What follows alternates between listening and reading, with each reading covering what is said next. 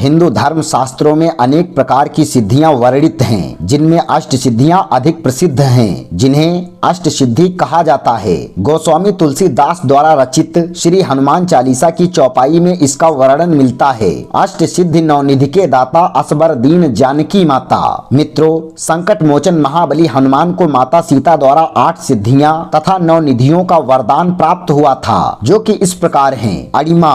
अष्ट सिद्धियों में सबसे पहली सिद्धि अणिमा है, जिसका अर्थ अपने देह को एक अणु के समान सूक्ष्म करने की शक्ति से है। जिस प्रकार हम अपने नग्न आंखों से एक अणु को नहीं देख सकते, उसी तरह अणिमा सिद्धि प्राप्त करने के पश्चात दूसरा कोई व्यक्ति सिद्धि प्राप्त करने वाले को नहीं देख सकता है। साधक जब चाहे एक अणु के बराबर का सूक्ष्म देह धारण करने में सक्षम होता है। महिमा। अणिमा के ठीक विपरीत प्रकार की सिद्धि है महिमा। साधक जब चाहे अपने शरीर को असीमित विशाल करने में सक्षम होता है। वह अपने शरीर को किसी भी सीमा तक फैला सकता है। गरिमा।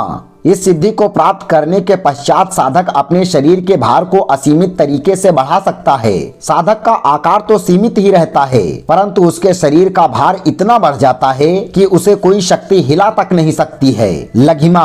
साधक का शरीर इतना हल्का हो सकता है कि वह पवन से भी तेज गति से उड़ सकता है। उसके शरीर का भार ना के बराबर हो जाता है। प्राप्ति। इसमें साधक बिना किसी रोक टोक के किसी भी स्थान पर कहीं भी आ जा सकता है। अपनी इच्छा अनुसार अन्य मनुष्यों के सन्मुख अदृश्य होकर साधक जहां जाना चाहे वहीं जा सकता है तथा उसे कोई देख भी नहीं पाएगा।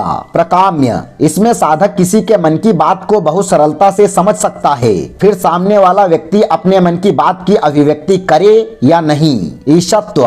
यह भगवान की उपाधि है। यह सिद्धि प्राप्त करने के पश्चात साधक स्वयं ईश्वर स्वरूप हो जाता है। वह दुनिया पर अपना आधिपत्य स्थापित कर सकता है। वाशित्व। वाशित्व प्राप्त करने के पश्चात साधक किसी भी व्यक्ति को अपना दास बनाकर रख सकता है। वह जिसे चाहे अपने वश में कर सकता है या किसी की भी पराजय का कारण बन सकता है। आई होप आपको ये जानकारी अवश्य पसंद आई होगी।